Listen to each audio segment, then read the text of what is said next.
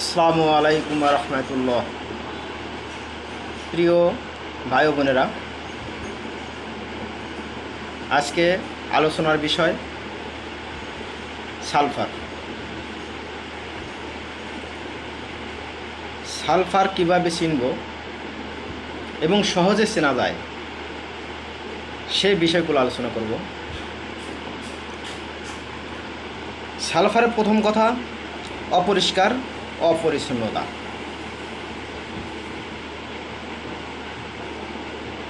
সালফারের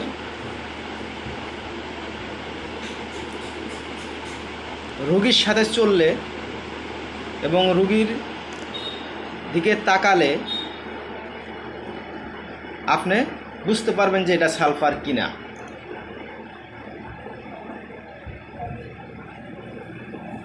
সালফারের রোগীর চলাচল দেখলে, আচার ব্যবহার দেখলে আপনি বলতে পারবেন যে ইনি সালফার। যেমন ধরুন, আপনি রোগী দেখছেন, রোগী আপনার সামনে এসে বসলো, আপনি দেখছেন রোগীকে, ওনার চুলগুলো এলোমেলো, হাতের নখগুলো অনেক বড় বড়, গায়ের যে জামাটা পরে এসেছে জামাটা নোংরা, এবং ছেঁড়া। আপনি রোগীকে প্রশ্ন করলেন, ভাই আপনার জামাটা তো ছেঁড়া, এই জামাটা পরতেছেন কেন? উনি বলবে, ডাক্তার সাহেব, এই জামাটা আমার কাছে অনেক সুন্দর লাগে, অনেক দিন ধরে ব্যবহার করতেছি, মায়া লাগে, সেই জন্য এটা ফেলে দিতে পারি না। আপনি দেখেন আপনার মনের ভিতর কি কাজ করে। সালফার রোগী কি? সালফার রোগী ময়লা কাপড় চোপড় তার কাছে অনেক দামি মনে করবে, চুলগুলো এলোমেলো থাকবে, জিনিসপত্রগুলো এলোমেলো রাখবে, অগোছালো ভাব যেটা বলা হয়। গেল এক নম্বর কথা। দ্বিতীয় কথা আসেন, সালফারের রোগী সকালে ঘুম থেকে ওঠার সাথে সাথে টয়লেটের বেগ আসবে।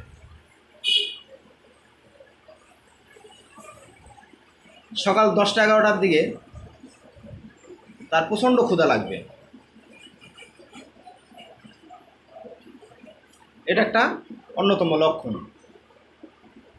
ক্ষুধা তো আপনার নির্দিষ্ট সময় 1টার দিকে আমরা লাঞ্চ করি, কিন্তু সালফার রোগী 10টা-11টার সময় তার কিছু খেতেই হবে। আসেন তৃতীয় কথা, গোসল করতে চাইবেই না, গরমের দিনেও গোসল করতে চায় না, যদিও সে গরম কাতর। শীতের দিনে তো কথাই নাই, 2-3 দিন পার হয়ে যাবে গোসল করবে না। যদি ছোট বাচ্চারা হয় তবে মা কী করবে, যা জোর করে ধরে নিয়ে এসে গোসল করে দেবে, কান্নাকাটি শুরু করবে।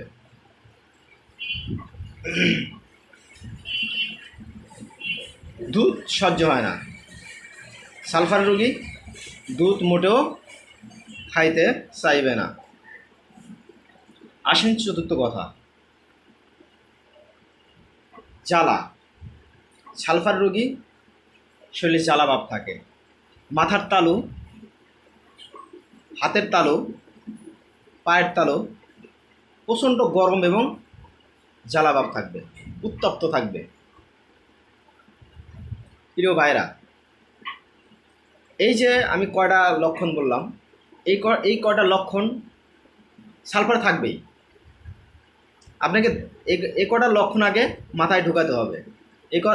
এই লক্ষণগুলো আপনাকে সবসময়ের জন্য মাথায় রাখতে হবে। আসেন এরপরে দেখি, সালফার রোগী প্রথমে ডান দিকে আক্রমণ করবে, পরে বাম দিকে যাবে। যে কোনো রোগ প্রথমে কি করবে, ডান সাইডে আক্রান্ত হবে, তারপরে বাম দিকে ট্রান্সফার করবে। আকৃতি, সালফারের আকৃতি গায়ের রং উজ্জ্বল, হালকা পাতলা গরম, ঠোঁট লাল টকটকে, মনে হয় পান এইমাত্র পান খেয়ে এসেছে। এরা সামনের দিকে একটু ঝুঁকে বসবে এবং ঝুঁকে হাঁটার সময়ও সামনের দিকে হেলে হাঁটবে। এদের সমস্ত ছিদ্রপথগুলো লাল, যেমন নাকের ভিতরে লাল থাকবে, মুখের ভিতরে লাল থাকবে, পায়খানার রাস্তায় ও লাল থাকবে, যতগুলো শরীরের যতগুলো ছিদ্রপথ আছে সবগুলো লাল থাকে।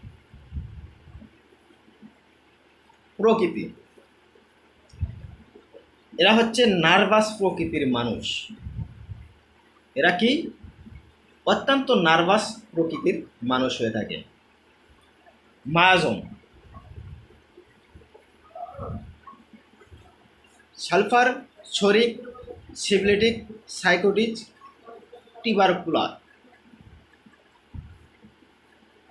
হয়ে থাকে।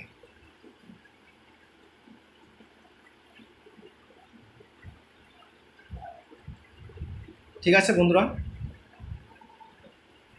আগামী দিন সালফারের বিশেষ লক্ষণ, শারীরিক লক্ষণ, এগুলো বিষয় নিয়ে আলোচনা করব। খোদা হাফেজ।